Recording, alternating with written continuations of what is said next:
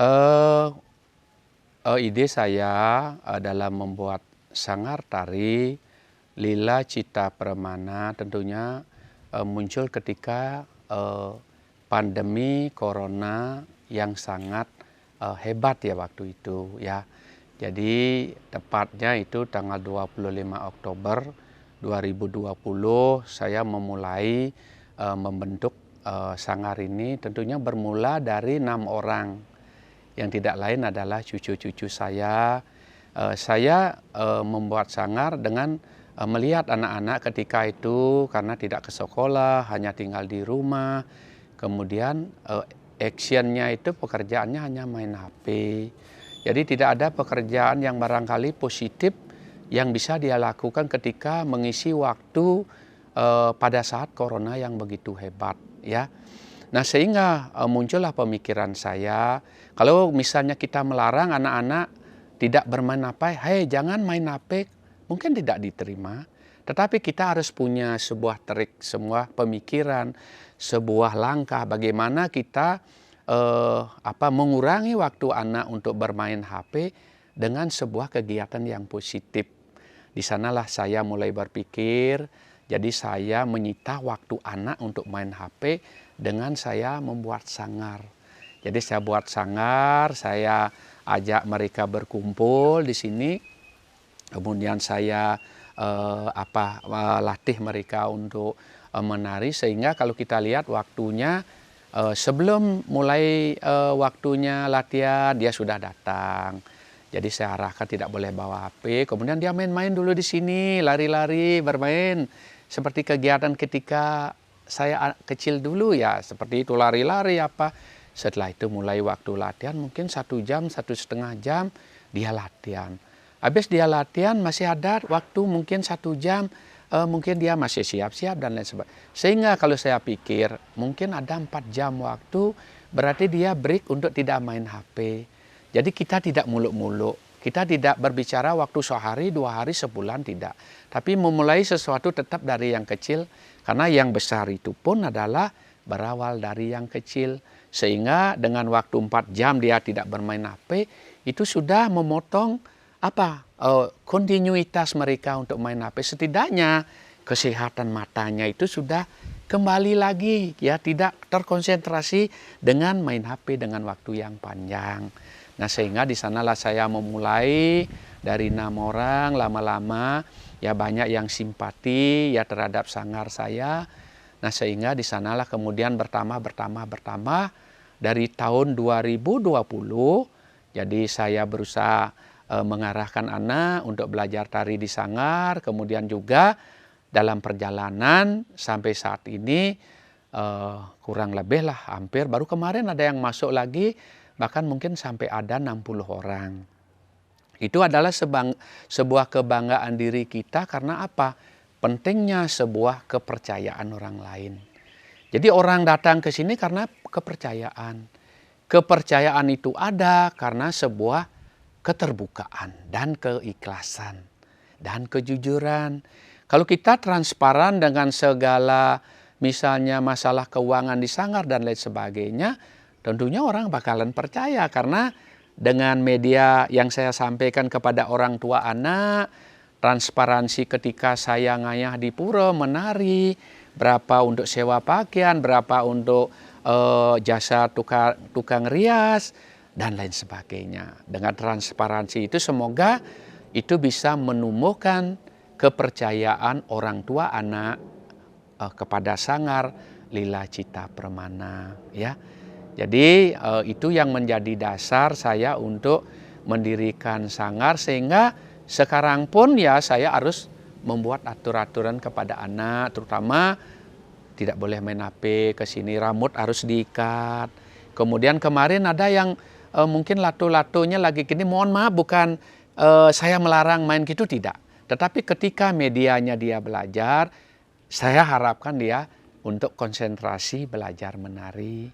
Jadi perlu konsen lah, jadi untuk apa kegiatan yang kita lakukan pada saat itu. Mohon maaf tidak melarang, ketika dia tidak berlatih, ya tidak ada waktu kegiatan di sini, kalau dia pulang, itu adalah menjadi hak dan tanggung jawab orang tua untuk mendidik anaknya, ya.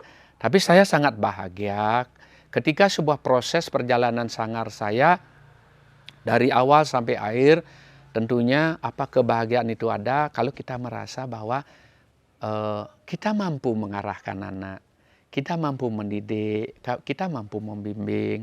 Itulah kebahagiaan kita. Jadi itu juga sebuah kekayaan bagi diri kita. Kalau kita ya tidak 100% walau 70% dalam sebuah perjalanan Sanggar, itu ada sebuah proses perjalanan yang lebih baik, ya. Jadi itulah kebahagiaan hidup saya bisa melakukan sesuatu untuk saya sumbangkan kepada orang lain, ya. Barangkali itu yang bisa sampaikan, ya, terutama menyangkut dari tujuan saya membuat Sanggar. Nah, di samping itu, kalau sekarang udah berdiri Sanggar ini tentunya tidak, supaya anak itu tidak merasa jenuh untuk latihan saja terus. Sehingga saya punya program namanya Sapari Budaya. Jadi Sapari Budaya ini saya artikan sebagai sesuatu action, sesuatu kegiatan menari yang saya lakukan di pura-pura. Saya tidak muluk-muluk untuk nanti Sanggar ini menjadi besar, tidak. Saya hanya sederhana sekali ketika anak bisa menari walaupun tidak baik, walaupun sederhana, tetapi kalau dasarnya ada sebuah keikhlasan diri, itu yang menjadi dasar saya yang kuat. Sehingga saya arahkan anak-anak, misalnya ada piodalan, ada upacara di pura di mana, jadi saya programkan itu program saya mungkin dalam 6 bulan sekali. Jadi dalam 6 bulan mungkin di pura ini sekarang, nanti di pura ini. Dan setelah saya selesaikan program ini, nanti saya buat program baru lagi, ya. Apakah nanti saya membuat sebuah film pendek dalam rangka saya ingin sebuah pendidikan moral anak. Jadi dengan saya membuat film pendek nanti, semoga berhasil harapan saya, sehingga di samping dia belajar, di samping kita membuat sebuah film pendek, di sana akan ada pemahaman. Bahwa dalam film ini kita tidak boleh seperti ini, tidak boleh nakal, tidak boleh mencuri. Nanti mungkin saya selipkan di sana sehingga di sanalah akan menumbuhkan rasa insaf diri. Dia sebagai pelaku sekaligus dia menyadari bahwa itu adalah perbuatan yang tidak boleh kita lakukan, ya. Ini prospek saya ke depan nanti, ya. Saya mohon maaf tidak muluk-muluk karena saya program dari awal sudah 3 program yang saya laksanakan, tinggal 1 nanti kalau nggak salah tanggal 14 Mei, harapan saya hari Minggu, nanti saya ajak anak-anak ngayah menari di salah satu pura yang ada di Desa Pekraman Mas, ya. Itulah harapan saya sederhana, tidak perlu sesuatu yang glamor, sederhana tapi pasti, ya. Mungkin itu.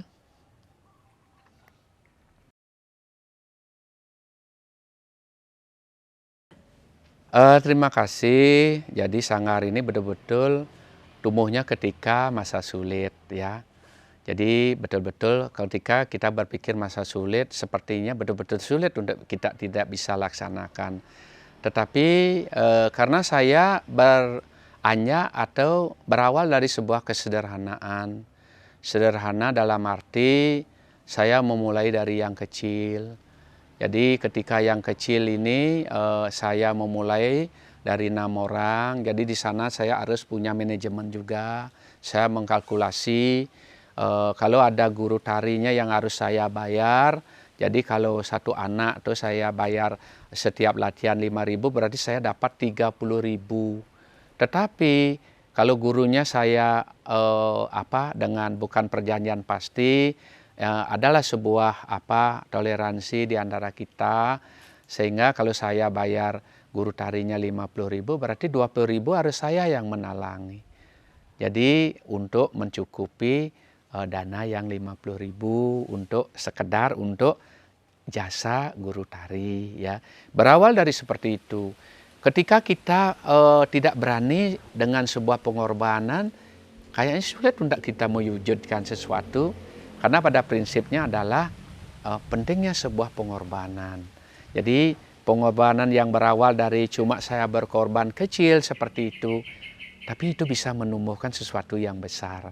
Jadi kalau saya tidak berani mengorbankan hanya 20.000 ketika itu, mungkin tidak akan terwujud, ya. Karena konsep saya adalah semua yang besar itu akan tumbuh dari sesuatu yang kecil.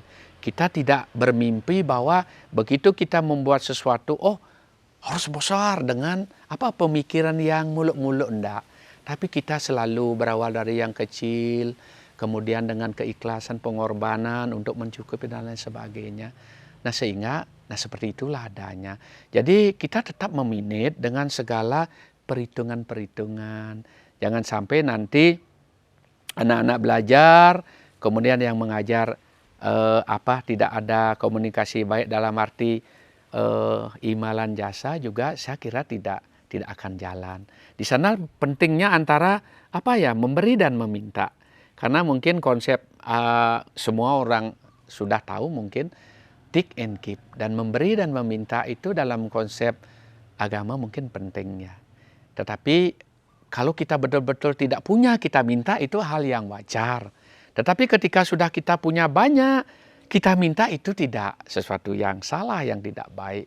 Jadi kalau memang kita secara ikhlas, kita berbicara secara baik-baik, ya seperti itu adanya, dari 6 orang semakin tumbuh, ya sampai saat ini ya jadi Sanggar itu bisa berkembang ya. Jadi saya kira Sanggar itu penting itu adalah karena sebuah transparansi, keterbukaan, apa adanya, kita berani juga menyisihkan sebagian kecil rezeki kita untuk anak-anak, karena pada prinsipnya kebahagiaan hidup itu adalah ketika kita bisa berkarma yang baik, ya.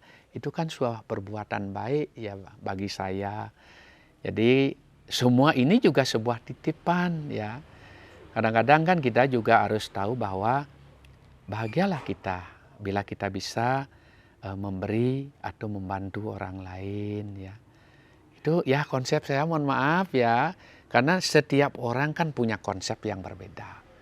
Jadi karena inilah dasar hidup saya sehingga saya punya konsep seperti itu. Dan juga saya juga ya sering menari topeng ya, tidak bedanya dengan anak-anak. Jadi ketika ada upacara besar, saya menari topeng ya. Jadi dengan sebuah keikhlasan sendiri juga, jadi sama sepupu saya. Nah sehingga di sanalah juga kebahagiaan saya juga bisa mengisi sebagian waktu saya untuk kegiatan yang bersifat yatnya ya. Jadi pengorbanan suci lah ya. Jadi secara tulus dan ikhlas ya, semoga ya seperti apa yang sampaikan tadi, apa perbuatan baik yang kita lakukan, semoga juga ya kita akan menerima kebaikan itu juga. Sama dengan orang bilang kalau menanam padi, jadi yang tumbuh juga padi. Tapi jangan diplesetkan. Menanam padi nanti tumbuhnya rumput, ya jangan diplesetkan. Karena yang kita tanam padi walaupun hasilnya tidak maksimal, tapi yang kita tanam padi kan yang tumbuh kan pasti padi. Kalau misalnya yang diplesetkan ditanam padi nanti tumbuhnya rumput, itu rumput itu kan beda dia kan. Itulah konsepnya kita. Kita berusaha lah seperti itu. Ya semoga lah dengan apa yang saya lakukan, dengan segala kegiatan di seni ya, semogalah saya selalu dapat tuntunan yang baik, ya terutama kita dapat taksu ya, spirit dari seni itu sendiri ya. Jadi spirit itu tidak bisa dibuat-buat, tidak bisa dibeli, tidak bisa dipelajari di buku, tapi spirit itu akan tumbuh. Mungkin inner power ya, power dari dalam itu kalau misalnya menari, padahal sebenarnya tidak begitu pintar, tapi kok orang senang menonton, itulah spirit, kok bagus itu. Jadi saya inginlah seperti itu, dalam arti sebuah harapan, semogalah saya dituntun untuk jalan yang baik dan benar ya dalam ya segala kegiatan saya, jadi yang berbau seni ya. Jadi saya senang sekali ya bisa mengisi dirilah dengan kegiatan seni itu ya.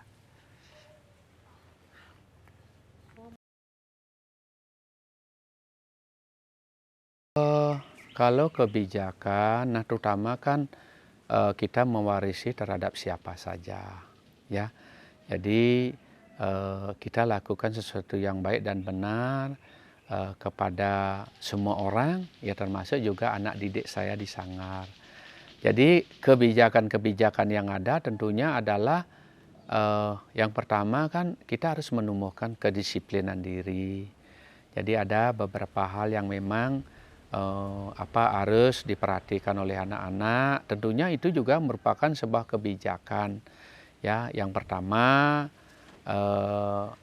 kalau anak-anak misalnya terlambat membayar, kebijakan kita adalah kan tidak secara ketat sekali, tetapi ada kebijakan toleransi dengan bersifat persuasif, pendekatan kepada anak, pendekatan kepada orang tuanya, terutama dalam mematuhi segala kewajiban-kewajiban yang ada di Sanggar. Jadi dia harus patuh ya. Jadi sekali lagi kalau orang bijak itu tentunya menghindar dari emosional diri. Orang bijak pasti begitu. Bijak itu tidak harus menelanjangi orang di depan umum, misalnya tidak boleh.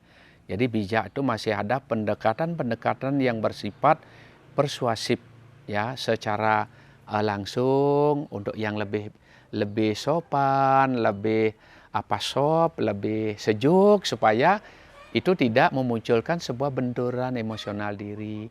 Nah, termasuk juga di sini kepada anak-anak, kepada orang tua anak.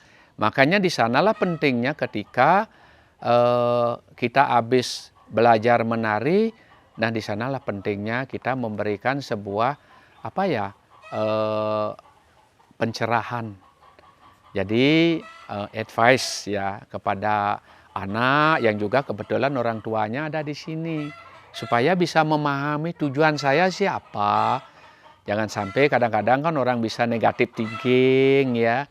Jadi bisa saya berusaha menanamkan supaya tidak ada hal-hal yang tidak kita harapkan ya. Itu salah satu kebijakan terutamanya kepada anak-anak ya. Jadi yang lainnya kalau kebijakan untuk ngayah itu kan kemarin saya membuka sebuah keikhlasan orang tua anak. Karena sebelumnya ketika saya menari di pura, semua dana itu saya cover. Termasuk ada ya terima kasih ya. Jadi ada donatur yang sudah membantu saya kemarin. Jadi yang bisa meringankan diri saya, membantu saya ketika saya menari dengan anak-anak di pura, sehingga itu meringankan saya, sehingga kekurangan daripada dana itu kebijakan saya adalah saya mengcover semua dana yang kurang. Jadi saya tidak membebani anak, karena dalam pikiran saya, anak itu saya ajak berlatih di sini, tenaganya saya ajak ngayah di pura, ajak menari di pura. Kontribusi saya adalah bagaimana saya bisa meringankan beban anak dengan saya membantu dari segi finansial untuk baik itu sewa pakaian, untuk jasa tukang rias, itu saya yang mengcover. Nah kemudian saya ingin mendidik juga orang tua anak dengan cara tidak mengeluarkan uang secara pasti, dalam arti setiap anak harus bayar sekian ketika menari di pura, tidak. Tetapi saya ingin menumbuhkan sebuah keikhlasan diri, tidak saja pada anak tetapi juga pada orang tua anak. Kebijakan saya gimana? Saya membuat sebuah penyampaian kepada orang tua anak, siapa yang ikhlas, siapa yang tulus ikhlas untuk bisa menyumbangkan sebagian kecil dari apa yang dia miliki, mungkin punya uang atau yang lainnya, untuk bisa membantu anak-anak untuk menari di pura. Jadi saya menumbuhkan keikhlasan diri daripada orang tua. Jadi saya tidak mempressing orang tua harus membayar sekian untuk anak-anaknya yang menari, tidak. Jadi betul-betul saya ingin menumbuhkan dia ikhlas, tanpa beban, tanpa omelan, tanpa kritikan, ya, tanpa komen yang tidak baik. Saya ingin tumbuhkan seperti itu. Kalau memang ikhlas silahkan sumbangkan, kalau tidak jangan. Karena di sini konsep saya bagaimana suatu saat, karena anak-anak yang belajar menari tidak semuanya punya uang. Jadi ada yang memang tidak punya orang tua dari sisi ekonomi, sehingga di sini saya menumbuhkan sebuah subsidi silang. Bagaimana yang punya lebih bisa membantu yang kurang? Bagaimana yang kurang bisa menerima dari punya yang lebih? Ini subsidi silang harapan saya, tetapi tumbuh dari sebuah keikhlasan diri. Supaya dia ikhlas lah. Tidak ada beban. Saya juga, kalau misalnya dia membantu ikhlas, saya terima. Kalau enggak, saya tidak berharap dari dia. Cuma saya menyampaikan siapa yang ikhlas, yang bisa membantu silahkan. Tapi ternyata banyak yang tumbuh keikhlasan. Nah inilah yang saya mau bimbing ke depan. Saya ingin tumbuhkan semua keikhlasan. Ya, jadi tidak ingin saya mempressing lah, artinya kata harus itu mungkin masih saya hindari ya. Karena ya perlu ya saya bekerja, saya membina anak betul-betul dari hati ya. Jadi dari hati, walaupun juga secara manajemen ya tetap kita jalankan, tapi nah di sana kebijakan saya seperti itu ya. Jadi senang anak-anak kalau dia menari tidak terbebani. Jadi dia menari nah konsep saya. Mohon maaf karena kan secara pribadi itulah konsep saya. Mohon maaf kalau misalnya orang lain punya konsep yang berbeda kan. Ya kita harus terima konsep-konsep yang berbeda, tetapi ketika ini saya adalah menyampaikan itu sesuai dengan konsep kebijakan saya secara pribadi ya.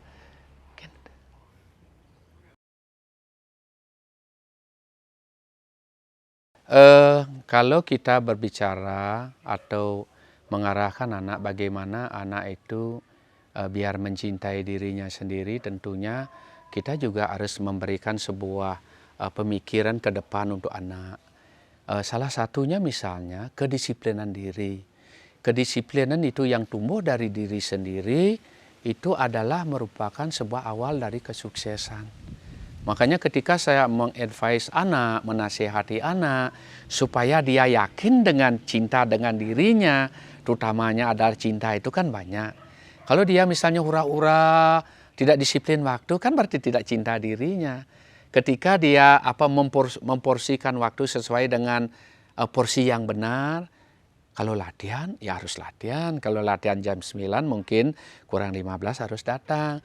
Karena dengan dia disiplin diri, saya berikan contoh, kemudian dia juga disiplin, itu berarti dia mencintai dirinya sendiri. Kalau dia tidak disiplin kan tidak cinta dengan diri, karena itu sama dengan buang-buang waktu dia. Kalau dia cinta dengan dirinya, berarti dia mentaati sebuah proses di mana kita berada. Kalau di sanggar kita taati aturan, kemudian kalau disuruh disiplin dengan waktu, disiplin dengan latihan, kita harus ikuti.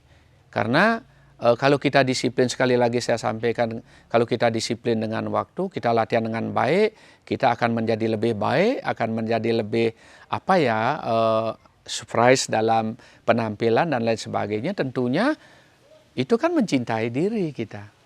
Misalnya kalau kita tidak cinta diri, ya pas waktu latihan dia tidak latihan, itu kan sudah tidak disiplin. Bagaimana kita mencintai diri kita, ya? Itu terutama dalam konsep untuk progres anak-anak ke depan supaya dia menjadi lebih baik. Kalau lebih baik itu berarti cinta dengan diri. Sama dengan saya, kalau saya tidak mandi, misalnya saya tidak cinta dengan diri saya, sehingga saya harus disiplin. Saya misal pagi mandi, nanti mandi, ya sembahyang, itu kan cinta dengan diri. Kalau saya misalnya tidak lakukan itu, saya tidak mandi, nanti mungkin sakit. Kemudian kalau tidak sembahyang misalnya, mungkin Tuhan tidak melindungi kita. Karena hubungan Tuhan tidak jauh beda dengan hubungan sesama manusia. Sebagai contoh, kalau saya sering say hello, mungkin orang lain juga say hello. Misalnya, Om Swastiastu, orang lain juga bilang, Om Swastiastu. Kalau kita juga sering dekat dengan yang kuasa, mungkin beliau juga sering ingat dengan diri kita. Karena kalau kita sering sembahyang atau dekat dengan beliau, setidaknya beliau juga akan menuntun kita ya. Secara sederhana saya bilang, misalnya mau ke arah barat, tidak jadilah ke sini misalnya. Mohon maaf, kita mungkin tidak 100% akan diberikan kebaikan dalam hidup. Saya yakin cobaan itu akan ada. Tetapi ketika kita selalu dekat dengan beliau, walaupun ada cobaan, semogalah apa yang menjadi harapan kita tidak menjadi sesuatu yang fatal. Setidaknya kita masih dilindungi oleh beliau. Walaupun ya mohon maaf ya, misalnya itu keyakinan saya. Makanya itulah kebijakan saya. Anda harus disiplin, itulah ya yang tadi saya sampaikan. Jadi untuk saya mendidik mereka ya, jadi sebuah kedisiplinan diri untuk tentunya nanti sebuah kesuksesan yang akan kembali kepada dirinya masing-masing ya. Sekali lagi apa yang saya sampaikan tadi, kebahagiaan diri itu ketika kita bisa mengisi hidup itu dengan kebaikan. Nah oleh sebab itu misi saya ke depan, harapan tidak sih, sekali lagi saya katakan cukup sederhana. Yang pertama, pada kesempatan ini saya masih bisa melakoni sebuah profesi ya. Jadi apa yang bisa saya dapatkan untuk menyambung hidup. Kemudian yang kedua, berkaitan dengan sanggar saya yang ada, terutamanya nanti bagaimana anak-anak, orang tua itu masih tetap ada kepercayaan penuh dengan sanggar yang saya miliki ya. Jadi kalau orang datang ke sini belajar menari, dia percaya, tentunya juga dia menaruh kepercayaan kepada saya. Jadi dia percayalah bahwa keberadaan sanggar saya seperti apa yang dia percayakan. Jadi kalau harapan sih ya yang bisa tetap eksis, kemudian seperti tadi ada program Safari Budaya, bagaimana saya bisa nanti kegiatan menari di pura, tapi sekali lagi itu semua tetap saya minit karena saya ingin keseimbangan antara kerja, saya dapat nafkah dengan nafkah yang saya sisihkan untuk anak-anak, untuk menari di pura ya. Jadi saya tetap berpikirnya tidak bisa misalnya bulan ini menari di sini, bulan depan menari, tentunya tidak mungkin ya, karena itu menyangkut finansial dana ya. Karena sekali menari ya cukup lumayan lah. Jadi yang kita perlukan dana yang harus saya kontribusikan kepada anak-anak ya. Jadi walaupun juga saya memulai membuka untuk keikhlasan yang orang Bali bilang mempunyai, tapi kan itu tidak sebuah ikatan yang formal ya. Jadi tidak saya mengikat mereka, tapi sekali lagi itu adalah sebuah keikhlasan ya. Jadi harapan saya ya sanggar ini semoga tetap ada, saya bisa sehat, bisa menuntun anak, jadi saya bisa ngayah di pura-pura, menari di pura ya. Jadi sebuah kesederhanaan ya. Kalau yang bersifat profit sih belum ada, dalam arti belumlah saya berpikirnya sanggar itu nanti seperti apa kan.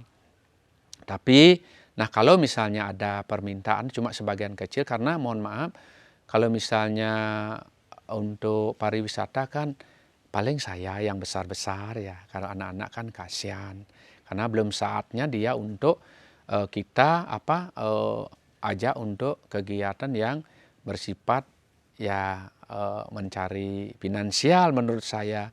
Tapi nanti kalau sudah dia menjadi besar ya, kalau memang ada sih tetap ya, untuk sementara sih ya saya misalnya menari ya mungkin seperti itu ya. Kalau anak-anak sih masih belum ya. Jadi konsentrasi saya sama anak itu adalah ya untuk ngayah-ngayah dulu ya, untuk menari di pura lah. Karena tidak ada sebuah beban ketika kita ngayah. Karena itu tanggung jawabnya antara manusia dan Tuhan. Tidak ada deal-deal untuk seberapa kualitas Anda menari di sini, tidak ada. Karena kalau kita menari di tempat suci, kalau kita dasarkan pada sebuah keikhlasan diri, beriannya itu adalah itu yang menjadi basic yang utama. Itulah dasar utamanya kalau kita ngayah. Makanya kalau saya menari topeng, saya tidak beban, saya tidak takut dibilang jelek, saya tidak takut misalnya dikritik, ya enggak, sama sekali tidak. Karena saya menari atas dasar keikhlasan. Karena tidak ada deal-deal saya oh nanti saya menari harus dibayar sekian, tidak ada. Karena ini ada hubungan hakiki antara saya dan Tuhan. Sebegitu saya bisa menari, seberapa sih Tuhan akan memberikan apa, perlindungan apa, saya kembalikan kepada Yang Kuasa ya. Jadi saya hanya tinggal berbuat dan berbuat ya, tanpa sebuah harapan yang muluk-muluk ya, dengan ya melakoni hidup, mengisi hidup dengan kebajikan ya. Jadi adalah sebagian kecil adalah dengan kita menari atau namanya ngayah ya di pura-pura ya. Mungkin kalau saya menari topeng itu dari tahun 94 ketika upacara besar di salah satu pura ya, pura dalam dulu ya. Jadi sebelum menari juga kita mohon pewintanan di seorang brahmana dulu ya. Di seorang brahmana kemudian menari-menari karena lama kurang lebih 3 tahun yang sudah lewat saya melakukan kembali ya. Jadi mohon penyucian kembali ya, kalau seperti mandi mungkin kita ya kotor lagi, sucikan lagi ya. Supaya apa, dituntun juga kalau bersifat mohon penyucian pewintan itu adalah penyucian secara spiritual ya. Supayalah kita bisa menari ya baik ya. Jadi ada spirit ya taksu. Kemudian juga itu adalah sesuatu yang memang harus kita lakukan ya. Jadi harus kita lakukan. Nah sehingga kadang-kadang ketika kita lakukan penyucian diri ada pantangan-pantangan misalnya. Tidak boleh makan gini ya. Tergantung di tempat kita menyucikan diri. Kalau kita menyucikan diri di mana, nanti apa yang menjadi nasihatnya beliau kita harus ikuti. Kalau itu kita langgar sama dengan kita rugi nanti melakukan itu kan tidak kita jalankan.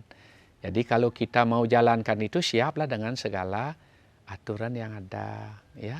Jadi sama dengan mengikat diri ya, semakin ya pantangan ini ya adalah pantangan-pantangan gitu. Ya itu. Kalau misalnya di agama ada tangan begini lebih baik dari tangan ke gini. Itu artinya ketika kita bisa memberi sama orang lain sangatlah mulia. Tetapi kalau begini mungkin ya bukan sinista kalau kita tidak punya ya. Tetapi dalam konsepnya kita selalu kalau bisa kita memberi sama orang lain. Jadi makanya ya kita berusaha untuk bisa membantu orang, dan itu kan berarti memberi. Karena memberi itu bukan sebatas materi, jenana, pemikiran, itu juga adalah sebuah pemberian. Karena pemberian itu bukan hanya dari sisi materi saja. Ketika kita menasihati orang, meluruskan jalan yang baik bagi orang, itu pun adalah sebuah pemberian. Kan nggak ada pemberian secara membantu dengan karma, ya dengan jenana kan ada. Dengan menolong kita melakukan kerja ya. Kemudian ada dari jenana juga ada. Kalau kita memberikan pemikiran kepada orang kan juga sesuatu yang baik. Makanya saya punya konsep tangan begini lebih baik dari gini. Memberi, kita berusahalah memberi itu jauh. Ya harapan kita bisa memberi sama orang lain daripada meminta. Yang kedua, saya selalu ini dalam kehidupan dimanapun dengan teman, ada sebuah kata mutiara juga yang seperti yang disampaikan tadi ya, atau yang diminta kepada saya, karena saya punya kata mutiara yang betul-betul terpatri dalam hati saya. Baik jadi orang penting, tetapi lebih penting jadi orang baik. Jadi orang penting, jadi orang baik itu penting, tetapi menjadi orang baik itu jauh lebih penting. Karena kadang-kadang kan kalau kita jadi orang penting bisa sombong, karena kita dipentingkan, kadang-kadang janji jam 2, nggak ada, kemana, nggak tahu tadi, misal. Ketika kita merasa penting, kadang-kadang bisa kita out of control, lepas kontrol, tidak komitmen, karena kita merasa dipentingkan. Nah sehingga konsep saya, baik jadi orang penting tetapi lebih penting jadi orang baik. Ketika kita baik, kita ada promise, kita janji, kita tepati. Walaupun ada godaan bagi kita, mungkin saya sudah janji hari ini, kemudian ada yang ngebel, besok bisa bantu nggak Tur misalnya ya, karena saya sebagai seorang pemandu, jadi bisa nggak? Jadi komitmen kita, integritas diri itu penting. Jadi kita udah janji nggak mungkin, walaupun kita digoda, mungkin kita kerja dapat uang, tapi kita udah janji ya bahwa hari ini saya ada program. Jadi kita harus komitmen. Makanya di sanalah walaupun baik jadi orang penting, tapi penting jadi orang baik. Karena yang saya tanamkan ini adalah saya berkomitmen demi sebuah kebaikan diri saya. Mungkin itu yang